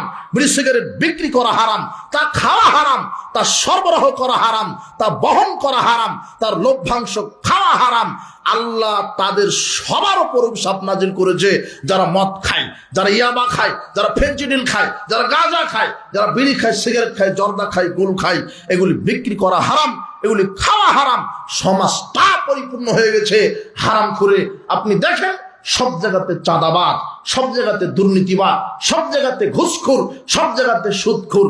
আশ্চর্য কথা, আপনাকে সাবধান করছি, ওই বিদ্যা উপকারী বিদ্যা নয় যেই বিদ্যা মানুষের উপকার করে না, যেই বিদ্যা ইমানের উপকার করে না, আল্লাহ ভীতি শিক্ষা দেয় না, এই বিদ্যা উপকারী বিদ্যা নয়। হে যুবক, তোমাকে পরিবর্তন হতে হবে। উপস্থিত বৈঠকের মুসলিম দিনী ভাই বোন, আপনি সতর্ক হন। আপনার ছেলে মেয়েকে কি শিক্ষা দিচ্ছেন আপনি সতর্ক হন। আপনার ছেলে মেয়েকে কোন শিক্ষা দিচ্ছেন? এই হারাম খাওয়া জাহেলিয়াত, গান বাজনা জাহেলিয়াত। বিবাহের বৈঠকে গান বাজালেন মানে 3 দিন পর্যন্ত বক্স বাজিয়ে বিবাহ দিচ্ছেন, এটা জাহেলিয়াত। কত মানুষ অভিশাপ দিচ্ছে আপনি জানেন? 3 দিন পর্যন্ত বক্স ডেক্স বাজিয়ে কত মানুষের ঘুম হারাম করেছেন। সবাই বলেছে আল্লাহ বিবাহ যেন 2 দিন পরে তালাক হয়ে যায়। তালাকের সংখ্যাও বেড়ে গেছে। আপনি যে হুজুর নিয়ে এসে খুতবা দিয়ে কবুল পড়ায় নিলেন, এটা ইসলামের তরিকায়। আর 3 দিন ভরে যে বাক্স বাজালেন, ওটা কার তরিকা? ওটা শয়তানের। কথা বুঝেননি মনে হয় কথা। এটা জাহেলিয়াত, গান বাজনা জাহেলিয়াত, বেপরদায় চলা জাহেলিয়াত। সাবধান। বলছিলাম দ্বীনি শিক্ষার গুরুত্ব, ইসলামী শিক্ষার গুরুত্ব। যদি ইসলামী শিক্ষা আপনার ভিতরে থাকে, আপনার ছেলে সব জানে। যদি কোরআন হাদিসের জ্ঞান না থাকে, ওই সন্তানের উপরে আল্লাহর পক্ষ থেকে গজব নাজিল হবে, অভিশপ্ত। পৃথিবীর সব কিছু অভিশপ্ত। আল্লাহর নবী বলছেন ওই ব্যক্তি অভিশপ্ত নয় যে আল্লাহর জিকির করে, যে কোরআন হাদিস নিজে শিখে আর একজনকে শিখায়, সে অভিশপ্ত নয়। সবাই অভিশপ্ত। উপস্থিত বৈঠকের মুসলিম দিনী ভাই বোন, বলছিলাম জাহালাত, জাহেলিয়াত, জাহেলিয়াত ঘরে ঘরে ছেয়ে গেছে। বেপরদা জাহেলিয়াত। আপনার পরিবারকে জাহেলিয়াত মুক্ত করুন। এই যুবক শোনো, তোমার পরিবারকে আদর্শবান পরিবার করতে হবে। পরিবার গঠন করার পূর্বে তোমাকে দেখতে হবে যে আমি কাকে বিবাহ করছি, কাকে বিবাহ করছি এটা দেখো। কেন? তুমি শুধু টাকা পয়সাওয়ালা মেয়েকে দেখে বিবাহ করো না। মুহাম্মদ সাল্লাল্লাহু আলাইহি ওয়াসাল্লাম বলছেন পুরুষেরা 4টা জিনিস দেখে নারীকে বিবাহ করে। 1, তার সম্পদ দেখে, 2, তার বংশ দেখে, 3, তার সৌন্দর্যতা দেখে, 4, দিনদারিতা। আমি মুহাম্মদ সাল্লাল্লাহু আলাইহি ওয়াসাল্লাম দিনদারিতাকে প্রাধান্য দিলাম। আমি মুহাম্মদ সাল্লাল্লাহু আলাইহি ওয়াসাল্লাম দিনদারিতাকে প্রাধান্য দিলাম। যদি দিনদারিতা না থাকে, তাহলে তোমরা দুনিয়াতে কল্যাণ থেকে বঞ্চিত হবে, ফিতনা ফাসাদে পড়ে যাবে। দিনদার নারীকে বিবাহ করতে হবে। মুহাম্মদ সাল্লাল্লাহু আলাইহি ওয়াসাল্লাম বলছেন, যখন তোমরা কোনো নারীকে বিবাহ করবে, নারীর 2টা জিনিস দেখো। কয়টা? 2টা। বোঝা যাচ্ছে না মনে হয়। কয়টা জিনিস? 2টা। 1, দিনদারিতা, 2, চরিত্র আখলাক। 1, দিনদারিতা, 2, চরিত্র আখলাক। এই 2টা দেখে নারীকে বিবাহ করো। এই 2টা দেখে নারীকে বিবাহ করো। আব্দুল্লাহ ইবনে আমর রাদিয়াল্লাহু আনহু বলছেন, রাসূল সাল্লাল্লাহু আলাইহি ওয়াসাল্লাম বলেছেন, ইন্না দুনিয়া কুল্লাহা মাতাউন খায়রুল মাতাদ দুনিয়াল মারাতুস সালেহা। সারা পৃথিবী সম্পদ, এই পৃথিবীর মধ্যে সবচেয়ে দামি সম্পদ হলো সতী সাধবী স্ত্রী। সতী সাধবী স্ত্রী। সাদ বিন আবি ওয়াক্কাস রাদিয়াল্লাহু আনহু বলছেন, রাসূল সাল্লাল্লাহু আলাইহি ওয়াসাল্লাম বলেছেন, আরবাতুন মিনাস সাআদা। পুরুষের জন্য সৌভাগ্যের প্রতীক 4টি। পুরুষের জন্য সৌভাগ্যের প্রতীক 4টি। আল মারাতুস সালেহা, সতী সাধবী স্ত্রী। যার স্ত্রী ভালো সেই পুরুষ সৌভাগ্যবান। যার স্ত্রী ভালো সেই পুরুষ সৌভাগ্যবান। যার স্ত্রী চরিত্রশীলা, যার স্ত্রী পর্দানশীলা, যার স্ত্রীর ভিতরে দিনদারিতা আছে, সেই পুরুষ সৌভাগ্যবান। যার সলে, যার প্রতিবেশী সুন্দর, আর মারকাবুল হানি, অল মারকাবুল হানি, যার গাড়িটা সুন্দর, ও মাসকানুল ওয়াসি, যার প্রশস্ত বাড়ি। 4টা জিনিস যার সুন্দর, সেই পুরুষ সৌভাগ্যবান। সৌভাগ্যের প্রতীক পুরুষের জন্য 4টি। ভালো স্ত্রী।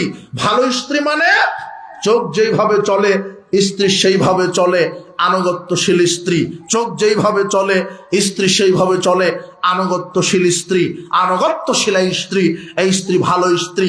যে স্ত্রী পর্দা করে চলে, স্বামীর আনুগত্য করে, যে স্ত্রীর ভিতরে ইসলামী আদর্শ আকীদা মানহাজ ঠিক আছে, যে স্ত্রী ইসলামকে মেনে চলে, যার ভিতরে জাহালাত নাই, যে গানে আসক্ত নয়, নাটক সিনেমা আসক্ত নয়, গীবতে আসক্ত নয়, ঝগড়াতে আসক্ত নয়, এদিক সেদিক ঘোরাফেরাতে আসক্ত নয়, যে স্বামীকে মূল্যায়ন করে। স্বামী যেটাতে খুশি স্ত্রী সেটাতে খুশি, স্বামী যেটাতে খুশি স্ত্রী সেটাতে খুশি। এই স্ত্রী ভালো স্ত্রী। স্বামীর আনন্দে স্ত্রীর আনন্দ, স্বামী দুঃখ পেলে স্ত্রী দুঃখ পায়, এটাই হলো ভালো স্ত্রী। মুহাম্মদ সাল্লাল্লাহু আলাইহি ওয়াসাল্লাম বলছেন যে তোমাদের মধ্যে ওটাই শ্রেষ্ঠ সম্পদ, যার স্ত্রী সবচেয়ে শ্রেষ্ঠ, সে দুনিয়াবি শ্রেষ্ঠ সম্পদ। দুনিয়ার মধ্যে সবই সম্পদ, দুনিয়াতে শ্রেষ্ঠ সম্পদ হচ্ছে সতী সাধবী নারী। আর ওই পুরুষ সৌভাগ্যবান যার স্ত্রী সুন্দর, যার স্ত্রী সুন্দর সে হলো সৌভাগ্যবান। উপস্থিত বৈঠকের মুসলিম দিনী ভাই বোন, আপনাদেরকে বলছি যে আদর্শ পরিবার গঠনের পূর্বে আদর্শ নারী পুরুষকে বাছাই করতে হবে। আদর্শ নারী পুরুষকে বাছাই না করা পর্যন্ত আদর্শ পরিবার গঠন করা যাবে না। পরিবারকে যে কোনো মূল্যে আদর্শ করতে হবে। এই জন্য যুবক, বিবাহের পূর্বে যাচাই করো, বাছাই করো যে তুমি কোন নারীকে বিবাহ করছো, দিনদারিতা আছে কিনা, পরহেজগারিতা আছে কিনা, পর্দা মেনটেন করে কিনা, সালাতে পাবন্দি কিনা। আল্লাহর নবী বলছেন তার বংশকে দেখো, তার মাকে দেখো, খালা ফুপুকে দেখো। মা যদি ভালো হয় বেটি ভালো হবে, মা যদি ভালো হয়, বাপ যদি ভালো হয় বেটি ভালো হবে। তাদেরকে দেখে বিবাহ করো। উপস্থিত বৈঠকের মুসলিম দিনী ভাই বোন, মা বোনদেরকে বলছি, কোরআন মাজিদে দুইজন নারীর আদর্শ ফলো করতে বলেছেন। আসিয়ার ফেরাউনের স্ত্রী আসিয়া আর ইমরানের মেয়ে মারিয়াম, এই দুইজনের উদাহরণ দিয়েছে যারা ছিল পৃথিবীর ইতিহাসে শ্রেষ্ঠ নারী।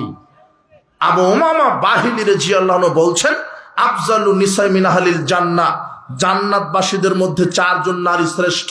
এক, খাদিজা বিনতে খুয়াইলিদ, খুয়াইলিদের মেয়ে খাদিজা। দুই, ফাতেমা বিনতে মুহাম্মদ, মুহাম্মদ সাল্লাল্লাহু আলাইহি ওয়াসাল্লামের মেয়ে ফাতেমা। তিন, আসিয়া বিনতে মুজাহিম, মুজাহিমের মেয়ে আসিয়া। চার, মারিয়াম বিনতে ইমরান, ইমরানের মেয়ে মারিয়াম। হাসবুকা মিন নিসাইল আলামিন, আল্লাহর নবী বলছেন সারা পৃথিবীর সব নারীর জন্য জান্নাতে যাওয়া যথেষ্ট হবে এই চারজন নারীকে অনুসরণ করলে। যেই চারজন বলা হলো, আল্লাহর নবী বলছেন কামালা মিনার রিজালে কাসিরুন লাম ইয়াকমুল মিন নিসায়ে, পুরুষের মধ্যে অনেক পুরুষ ইমানদার হতে পেরেছে, কিন্তু নারীদের মধ্যে বেশি নারীরা পূর্ণ ইমানদার হতে পারেনি। ইল্লা আসিয়া ইমরাতু ফেরাউন, তবে ফেরাউনের স্ত্রী আসিয়া, মারিয়াম বিনতে ইমরান আর ইমরানের মেয়ে মারিয়াম, এরা পূর্ণ ইমানদার নারী হতে পেরেছে। তবে ইন্না ফাজলা আয়েশা আলান নিসায়ে কাফাজলি সাইদ আলা সাইরিত তম, তবে আয়েশা রাদিয়াল্লাহু আনহার মর্যাদা সমস্ত নারীর উপর ওই রকম। সারা পৃথিবীতে সারিদ খাদ্যের মর্যাদা সব খাদ্যের উপরে যেমন, সারা পৃথিবীতে যত নারী আছে সব নারীর উপরে আয়েশার মর্যাদা তেমন। তাহলে আয়েশার মতো আপনাকে হতে হবে, খাদিজা রাদিয়াল্লাহু আনহার মতো হতে হবে। খাদিজা রাদিয়াল্লাহু আনহা স্বামীকে মূল্যায়ন করে চলতেন। মুহাম্মদ সাল্লাল্লাহু আলাইহি ওয়াসাল্লাম হচ্ছে তার স্বামী। আল্লাহ বলছেন মুহাম্মদ সাল্লাল্লাহু আলাইহি ওয়াসাল্লাম যখন গারে হেরাতে ছিলেন ধ্যানমগ্ন অবস্থায়, তখন খাদিজা রাদিয়াল্লাহু আনহা প্রায় ওই তরকারি রুটি খেজুর বহন করে দিয়ে আসতো। তো একদিন আল্লাহর কাছে এটা এত পছন্দ হয়েছে, স্বামীকে যে এত মূল্যায়ন করে, আল্লাহ জিবরিল আমিনকে পাঠিয়েছেন মুহাম্মদ সাল্লাল্লাহু আলাইহি ওয়াসাল্লামের কাছে। মুহাম্মদ সাল্লাল্লাহু আলাইহি ওয়াসাল্লাম জিবরাইল আলাইহিস সালাম মুহাম্মদ সাল্লাল্লাহু আলাইহি ওয়াসাল্লামকে এসে বলছেন, ইয়া মুহাম্মদ, মুহাম্মদ, ওই যে খাদিজা আসছে আপনার কাছে, হাতে বাটি আছে, বাটিতে ভাত তরকারি আছে, খাদ্য আছে। খাদিজা যখন আসবে আপনার কাছে তখন বলে দিবেন, আমি জিবরিল তো সালাম দিয়েছি, আল্লাহ খাদিজাকে সালাম দিয়েছে। আর তাকে বলে দিয়েন যে জান্নাতে তার জন্য সবচেয়ে দামি টকটকে ঝকঝকে জান্নাতে একটা আল্লাহ ঘর রেডি করে রেখেছেন। মা বোন, এই যে খাদিজার মতো হন, যে স্বামীকে মূল্যায়ন করেছে। নারীদের জন্য জান্নাতে যাওয়ার বড় একটা মাধ্যম স্বামী। আল্লাহ নবী বলছেন ওই নারীর জন্য জান্নাতের 8টি দরজা খোলা হবে। কোন নারী? ইজা সাল্লাত খামসাহা, যেই নারী 5 ওয়াক্ত সালাত আদায় করে, ও সামাত শাহরাহা, রমাদানের সিয়াম পালন করে, ওয়াসানাত ফারজাহা, লজ্জাস্থানের হেফাজত করে, নিজের সতীত্ব তার স্বামী ছাড়া কাউকে উপভোগ করতে দেয়নি, নিজের চেহারা জাতিকে দেখায়নি। আপনি 30% পুরুষ, আপনার স্ত্রীকে জাতি দেখবে কেন? পুরুষ আপনি, আপনার স্ত্রীকে ফেসবুকে দেখবে কেন? জাতি দেখবে কেন? ল্যাংটা করে ঘোরান কেন? আপনার লজ্জা নাই, হায়া নাই, শরম নাই, আপনি পুরুষ। মুহাম্মদ সাল্লাল্লাহু আলাইহি ওয়াসাল্লাম বলছেন স্ত্রীকে পর্দায় রাখো। মা বোন, আপনাকে বলছি 3 নাম্বার গুণ, যেই নারীটা তার সতীত্বের হেফাজত করেছে। 4, যেই নারী স্বামীর আনুগত্য করেছে। ফালতাদখুল মিন আইয়ুন আবওয়াবিল জান্নাতি 7। আল্লাহর নবী বলছেন এই 4টা কাজ যদি কোনো নারীর করা থাকে, আল্লাহ সেই নারীর জন্য জান্নাতের 8টি দরজা খুলে দিবেন। নারীর জন্য জান্নাতে যাওয়া সহজ। স্বামীকে মূল্যায়ন করেই জান্নাত। 2 শ্রেণীর মানুষের ফরজ নফল ইবাদত কবুল হবে না।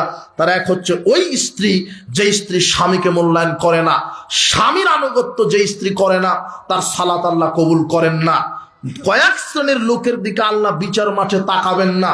কে? যে দান করার পরে খোটা দেয়। কে? যে মিথ্যা কথায় মিথ্যা কসমে ব্যবসা করে। কে? যার প্যান্ট টাকনুর নিচে আছে।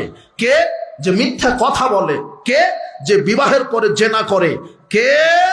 যে অহংকারী গরিব। এদের দিকে আল্লাহ রহমতের দৃষ্টিতে তাকাবেন না। আল্লাহর নবী এভাবে বলতে বলতে বলছেন ওই নারীর দিকেও আল্লাহ রহমতের দৃষ্টিতে বিচার মাঠে তাকাবেন না যেই নারী স্বামীকে যথেষ্ট মনে করে না। স্বামী থাকার পরও ওই দেওরের সাথে ঘুরে, দোলাভাইয়ের সাথে গল্প করে, এই পাড়া ওই পাড়া যায়, স্বামীকে যথেষ্ট মনে করে না। স্বামী কষ্ট করে। মা বোন, আপনার স্বামীর ইনকাম কম, তাই আপনার কাপড়টা দামি হয়নি। 250-300 টাকা দিয়ে মোটা কাপড় কিনে এনে দিয়েছে, আপনি বলছেন তোমার পছন্দই নেই, এটা হলো মোটা কাপড়, আমি পরবো না। বিশ্বাস করেন আল্লাহ আপনার প্রতি অসন্তুষ্ট হবে। আপনার স্বামীর ইনকামের উপরে আপনি দেখেন, সাধ্য ভারসাম্য অনুযায়ী খরচ করেন, অপব্যয় হয়েন না। আপনার স্বামীটা মোটা শাড়ি কিনে এনে দিয়েছে, ওটাই হাতে নিয়ে বলেন আলহামদুলিল্লাহ। তাহলে আল্লাহ আপনার জন্য জান্নাতের 8টি দরজা রেডি করা আছে। যেটা দিয়েছে সেটাই নেন।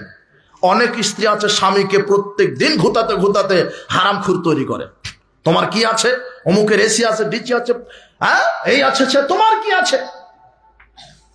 এইভাবে স্বামীকে ঘুতাতে ঘুতাতে অনেক স্ত্রী স্বামীকে হারামখোর, চোর, ডাকাত, সুদখোর, ঘুষখোর বানিয়ে দেয়। মা বোন, আপনি পারেন আপনার স্বামীকে সঠিক রাস্তার উপরে রাখতে। আবার অনেক স্ত্রী আছে স্বামীকে হেদায়েতের উপর রাখতে পারে, আয় বুঝে ব্যয় করে। স্ত্রীকে বিচক্ষণ হতে হবে। এই কথা মনে রাখেন, হালালে বরকত আছে, হারামে বরকত হয় না। আপনি হালাল ইনকাম করেন 10,000, 15,000, 20,000, এখানেই বরকত। হালাল ইনকাম করেন, এখানে বরকত আছে। হারাম ইনকাম করবেন মাসে 1 লক্ষ টাকা, দেখবেন যে ঋণ ফুরাচ্ছে না, ঋণগ্রস্ত। ছেলে তো অসুখ, মেয়ে তো অসুখ, স্ত্রী পেট ব্যথা, অমুক হয়েছে, দেখা যাচ্ছে যে মাসে আরো 1,10,000, মানে 10,000, 20,000 আরো ঋণ হয়েছে। আর আপনি হালাল ইনকাম করেন, আল্লাহ বারাকা দিবেন, দেখবেন যে অসুখ বিসুখ বন্ধ করে দিয়েছে, দেখবেন যে বরকত এসেছে। হালালে বরকত আছে, হারামে বরকত নেই। হালালেই বরকত, পবিত্র রুচিতে বরকত, হারামে বরকত নেই। উপস্থিত বৈঠকের মুসলিম দিনী বোন, মা, আপনাকে বলছি স্বামীকে মূল্যায়ন করুন। শুধু কি স্বামীর হক আছে স্ত্রীর উপরে? না, স্ত্রীর হক আছে স্বামীর উপরে। স্বামী কি করবে? ওই যে বলা হলো স্বামী হতে গেলে কয়টা জিনিস লাগে? 8টা। যে মানের খাবেন ওটা খাওয়াবেন। স্ত্রীকে মুখের উপরে মারবেন না, তাকে সময় দিবেন, মূল্যায়ন করবেন, তাকে আদর করবেন। স্ত্রী আদরের বস্তু, স্ত্রী আদরের বস্তু। আল্লাহ বলছেন লিতাসকুনু ইলাইহা, সারা পৃথিবীর সব সুখ শান্তি দিয়ে রেখেছি স্বামীর জন্য তার স্ত্রীর মধ্যে। কার মধ্যে? স্বামীর জন্য সবচেয়ে সুখের জায়গা কোথায়? তার স্ত্রী। এটা কে বলছেন? আল্লাহ বলছেন স্ত্রীরা হলো আমার নিদর্শন। পুরুষের জন্য আমি আল্লাহর নিদর্শন স্ত্রী। লিতাসকুনু ইলাইহা, তোমাদের স্ত্রীর ভিতরে শান্তি শান্তি আছে, তৃপ্তি আছে। আমি তোমাদের মধ্যে ভালোবাসা, দয়া সৃষ্টি করে দিয়েছি। এই জন্য স্বামী স্ত্রীর সম্পর্ক ঠিক থাকতে হবে। খালি ঘোতা দিবে শয়তান।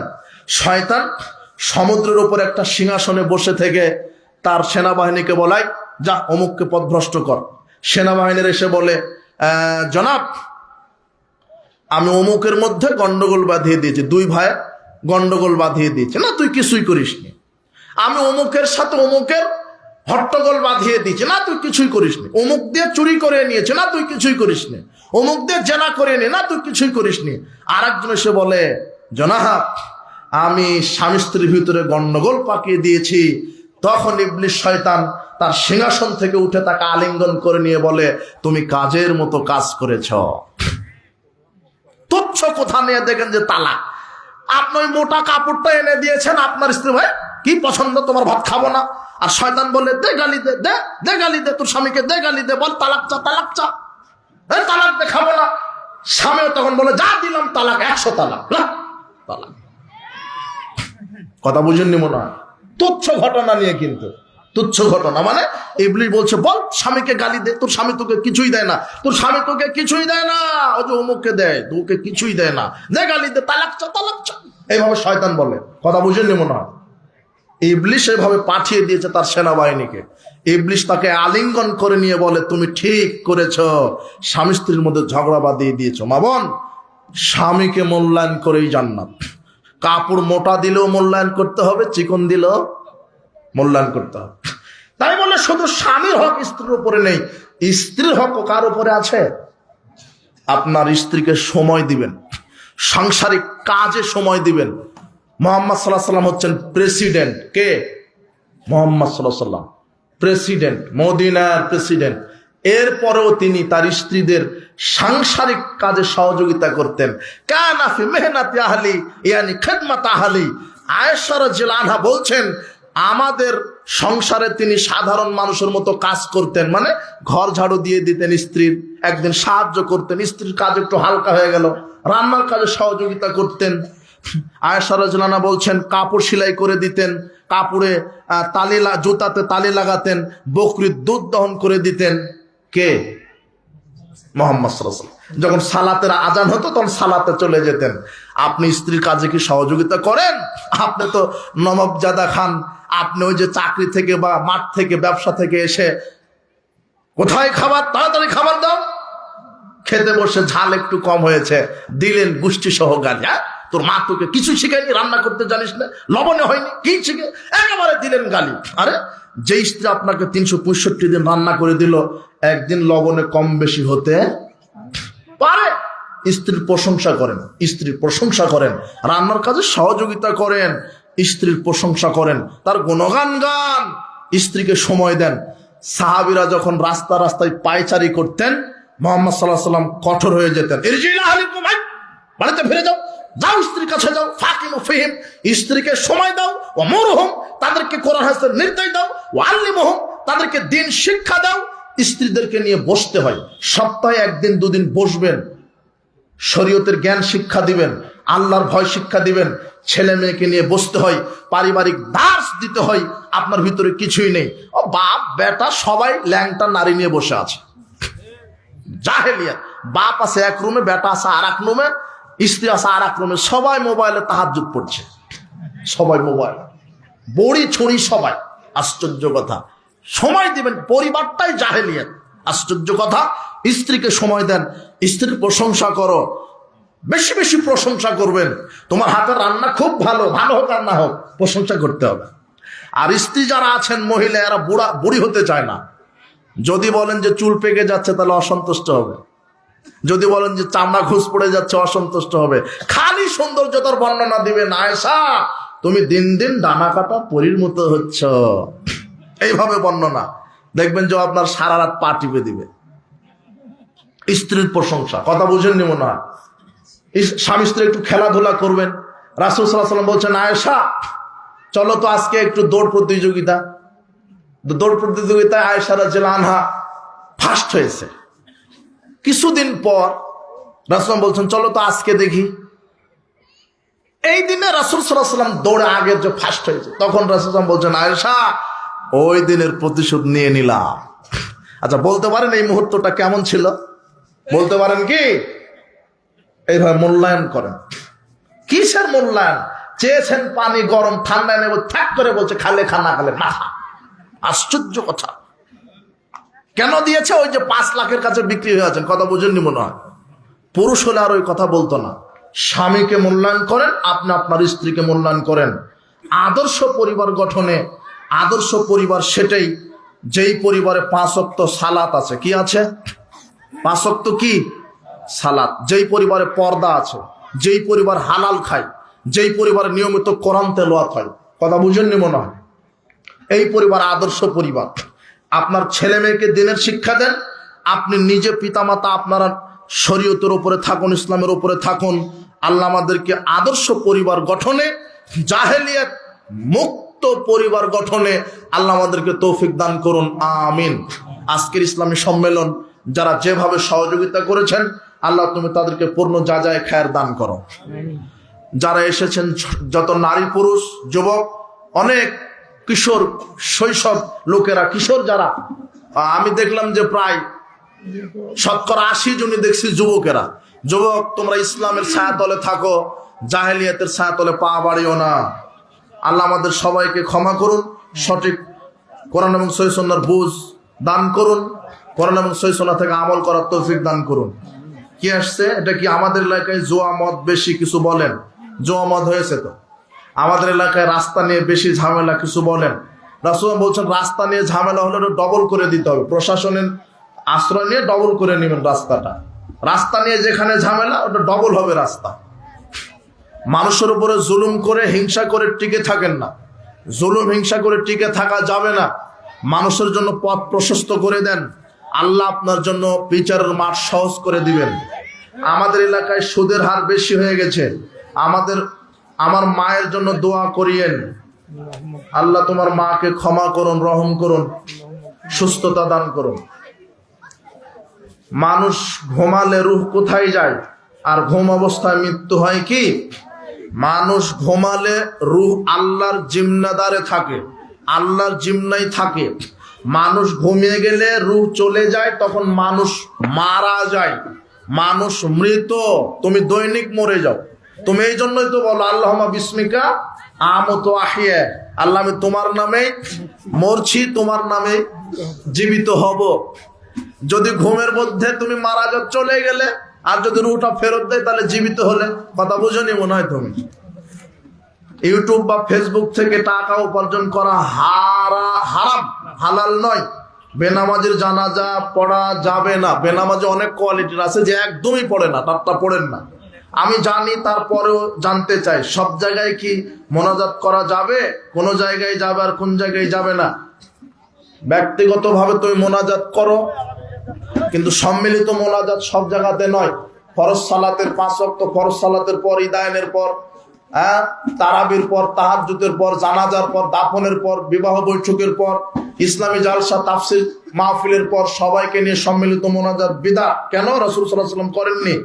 ঈদের দিনে কি কবর জিয়ারত করা যাবে? শুধু ঈদের দিন ধার্য করা যাবে না। আপনি প্রতিনিয়ত করেন, সেই হিসেবে ঈদের দিনে যান। যদি মনে করেন যে ঈদের দিন অথবা জুমার দিনেই করতে হবে, তাহলে এটা বিদআত হলো। জানা যায় যদি 2 তাকবীর পায়, তারপরে কি আর তাকবীর পড়তে হবে? তুমি 2 তাকবীর পেয়েছো, ওটাতে সালাম ফিরিয়ে দাও, সালাত হয়ে যাবে। জুয়া খেলা থেকে দূরে থাকার উপায় কি? অনেকেই আসক্ত। জুয়া খেলা থেকে দূরে থাকার উপায়, তুমি সৎ বন্ধুদের সাথে থাকো যারা জুয়া খেলে না। আল্লাহ নবী বলছেন খারাপ বন্ধু কামারের হাপড়ালার মতো, আর ভালো বন্ধু আতর বিক্রেতার মতো। সঙ্গ দোষে লোহা ভাসে। তুমি জুয়া খেলো মানে তোমার বন্ধু জুয়া খেলে, তাই তুমি যে 5 ওয়াক্ত সালাত আদায় করছো, ওর সাথে ঘুরো, একটা আলেমের সাথে ঘুরো, তার সাথে ঘুরো।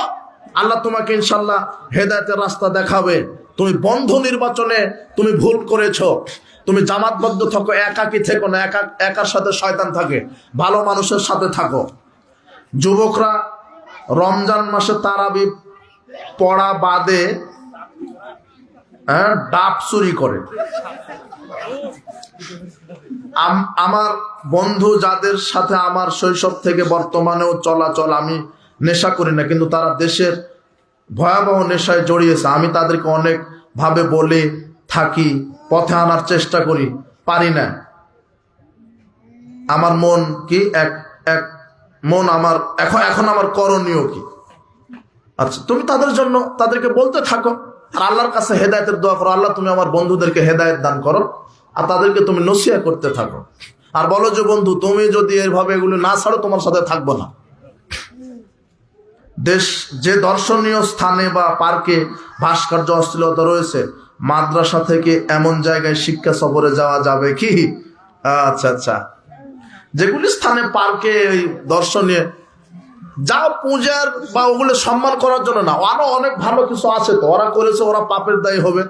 তোমার শিক্ষার জন্য অনেক কিছু দেখার আছে, সেখানে দেখে আসো।